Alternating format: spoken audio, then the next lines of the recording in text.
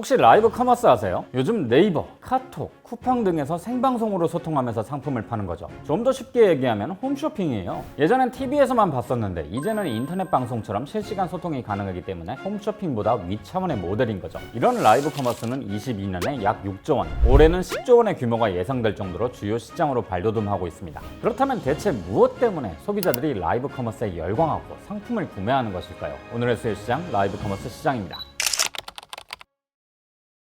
라이브 커머스는 반짝 트렌드가 아니라 이제는 완전히 대세죠. 네이버, 카카오, 쿠팡, 배민 같은 커머스 플랫폼이 전부 라이브 커머스에 뛰어드니까 이젠 TV 홈쇼핑까지 이 시장에 진출하고 있습니다. 주요 홈쇼핑 채널들이 생존에 어려움을 겪는 이유에는 이커머스 시장의 성장도 있지만 라이브 커머스도 원인들 중 하나라서 TV 홈쇼핑 채널에서도 무조건 해야 하는 상황인 거죠. 사실 라이브 커머스의 진행 방식은 홈쇼핑과 거의 동일합니다. 그래서 이걸 인터넷으로 보는 홈쇼핑이라고 표현하기도 하죠. 하지만 라이브 커머스를 평범한 인터넷 홈쇼핑으로 이야기는 좀 다른 부분들이 있습니다. TV 홈쇼핑은 주로 장년층들이 봐왔다면 라이브 커머스는 MZ까지 쓸 정도로 소비층이 엄청 다양하거든요. 앞서 말한 대로 올해 시장 규모는 약 10조 원으로 추정되고 전년 대비 30% 이상의 성장이 예상됩니다. 이런 고성장이 가능한 이유는 이용 소비자층이 매우 다양해진 덕분이죠. 또 홈쇼핑과 달리 실시간 채팅이 가능합니다. 채팅으로 다른 색상이 있는지, 배송은 얼마나 걸리는지 등을 물어보고 바로 답변받을 수 있죠. 이전에는 홈쇼핑의 호스트가 일방적으로 알려주는 정보들만 받아들여야 했지만 이제는 양방향 소통이 가능해진 거예요.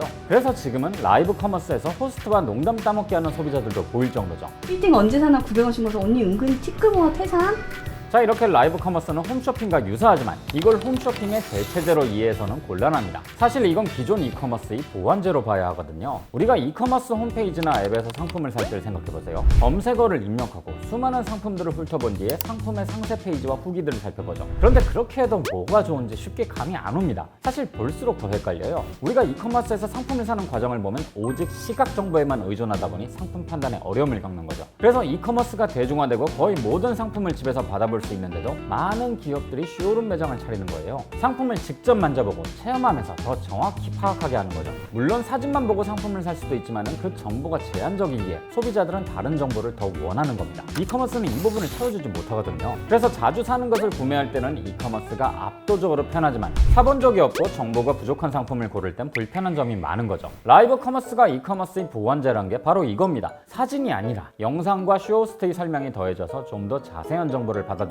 수 있고 실시간 소통으로 인해 부족한 정보가 보완됩니다. 상품을 판단하기 훨씬 용이한 거죠. 이를 증명하듯이 라이브 커머스의 카테고리별 조회수 순위를 보면요. 1위가 생활건강제품, 2위가 식품, 3위가 디지털 가전, 4위가 뷰티입니다. 식품을 제외하면 대부분 상품을 판단하는데 상당한 어려움이 드는 카테고리들이죠. 사진과 글만으로는 정보가 부족하다 느끼기 쉬운 분야랑 공통점이 있고요. 그래서 이 부분을 라이브 커머스가 보완하는 겁니다. 라이브 커머스가 해결해주는 또 다른 문제가 있죠. 바로 상품 선택의 문제입니다. 이커머스 홈페이지나 앱에서 상품을 검색하면 엄청난 상품들의 홍수를 경험하게 되죠. 그리고 그 많은 상품들 중에서 적합한 걸 고르는 것도 상당히 피곤한 일인데요. 각각의 상품들을 일일이 상세 페이지를 들어가서 확인해보고 스펙과 특징을 비교하다 보면 뭐가 더 좋은지도 쉽게 가늠이 안 됩니다. 선택의 역설 때문이죠. 이게 뭐냐면요. 소비자들의 선택과 의사결정에 대한 실험을 한 겁니다. 24가지점이 진열된 코너와 6가지점이 진열된 코너에서 시식 행사를 하고 소비자들의 구매 행동에 어떤 차이가 있냐를 본 거죠. 재밌게도 6가지점 코너에서 시식을 한 소비자들의 구매 확률이 10배나 높았다는 결과가 나왔어요. 선택의 여지가 많을수록 소비자들에게 좋은 거란 통념이 있었는데 그게 깨진 결과였던 거죠. 마찬가지로 우리가 뭔가를 살 때 기존의 이커머스는 선택지가 너무 많습니다. 나에게 맞는 상품을 찾는 건 분명 재밌는 일이지만 너무 많은 상품 중에 고르라고 하면은 어렵고 피곤한 일이 되거든요. 라이브 커머스는 이 선택의 폭을 확실하게 줄여주죠. 상품도 명확하게 판단하면서 추가적인 할인이나 이벤트도 들어갑니다. 그냥 살지 안 살지만 결정하면 되는 거예요. 라이브 커머스 동안만 제공되는 추가 할인과 이벤트를 생각하면 더 많이 비교할 이유도 딱히 없고요.